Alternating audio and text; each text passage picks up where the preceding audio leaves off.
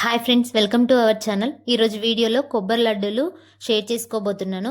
ఎలాంటి పాకం పట్టకుండా ఓన్లీ కొబ్బరి బెల్లం ఉంటే చాలు ఈ రెసిపీని చేసుకోవచ్చు. అలాగే ఈ నవరాత్రుల్లో వినాయకుడికి ఒక్క రోజైనా నైవేద్యంగా సమర్పించండి. చాలా ఈజీగా అయిపోయే రెసిపీ. ఫస్ట్ టైం చేస్తున్న వాళ్ళైతే ఈజీగా చేసుకోవచ్చు. ఇంకెందుకు లేట్, వీడియోలోకి వెళ్ళిపోదాం. వీడియోలోకి వెళ్ళే ముందు మన ఛానల్ని ఫస్ట్ టైం కనుక చూస్తున్నట్లయితే ప్లీజ్ సబ్స్క్రైబ్ చేసుకోండి.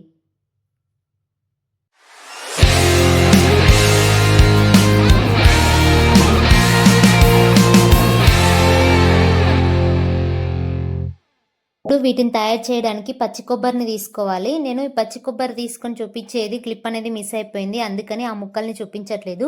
ఈ పచ్చి కొబ్బరిని దానిని చిన్న చిన్న ముక్కలుగా కట్ చేసుకొని ఒక్కసారి ఆ ముక్కలన్నిటిని మంచిగా కడిగి నీళ్లు లేకుండా తెచ్చి మిక్సీ జార్లో వేసి పల్స్ మోడ్లో ఉంచి కోర్స్గా గ్రైండ్ చేసుకోవాలి.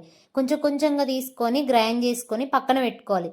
అలాగే ఇప్పుడు స్టవ్ మీద మందంగా ఉన్న బౌల్ తీసుకొని అందులో ఒక 3 నుంచి 4 టేబుల్ స్పూన్ల వరకు నెయ్యి వేసి అది కరిగిన తర్వాత ఈ పచ్చి కొబ్బరి తురుముని వేసి మంచిగా కలుపుకుంటూ ఫ్రై చేసుకోవాలి. ఇక్కడ నేను కొబ్బరిని పెద్ద కప్పుతో 2 కప్పులు తీసుకున్నాను. అలాగే పచ్చి కొబ్బరిని మనం మిక్సీ పట్టుకున్నాం కదా, మీరు కావాలంటే తురుముకొని కూడా చేసుకోవచ్చు. పల్స్ మోడ్లో పెట్టి మిక్సీ పడితే సేమ్ తురుముకున్నట్లుగానే వస్తుంది. ఇప్పుడు ఈ పచ్చి కొబ్బరి నుండి పచ్చివాసన పోయేంత వరకు మంచిగా 2 నిమిషాలు మీడియం ఫ్లేమ్లో పెట్టి మంచిగా ఫ్రై చేసుకోవాలి.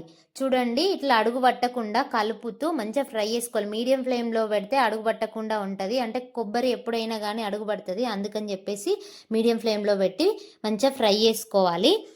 ఇప్పుడు నేను 2 కప్పుల కొబ్బరికి 1 కప్పు బెల్లం వేసి మళ్ళీ తర్వాత 1/2 కప్పు వరకు బెల్లం తురుమును వేశాను. అంటే 1/2 కప్పు తక్కువ కానీ 2 కప్పుల బెల్లం అన్నమాట. ఇక్కడ మనం ఏ కప్పుతో అయితే కొబ్బరిని తీసుకున్నామో అదే కప్పుతో బెల్లం తీసుకోవాలి. నేను ఇక్కడ నల్ల బెల్లం వాడుతున్నాను. మీరు కనుక తెల్ల బెల్లం వాడితే సరికి సరి తీసుకోండి, ఎందుకంటే అది కొంచెం తీయగా ఉండదు కదా, అందుకని. అందులోనూ తీపి తక్కువగా తినే వాళ్ళైతే 1.5 కప్పు వరకు నల్ల బెల్లం వేసుకోండి. చూడండి, ఈ విధంగా కొబ్బరిలో బెల్లం వేసినాక కొబ్బరిలో ఈ బెల్లం అనేది ఉండలుండలుగా కనుక ఉంటే, ఇట్లా గడ్డలు గడ్డలుగా కనుక ఉంటే గరిటతోటి మంచిగా ఇట్లా ప్రెస్ చేస్తూ దానిని కరిగించుకోవాలి. అంటే ఇట్లా మంచిగా ప్రెస్ చేయాలి. చూడండి, ఈ విధంగా ఇట్లా ప్రెస్ చేసుకుంటూ మంచిగా కలపాలి. కొబ్బరి నుండి నీళ్లు వదులుతున్నప్పుడు బెల్లం అనేది కరిగిపోతుంది.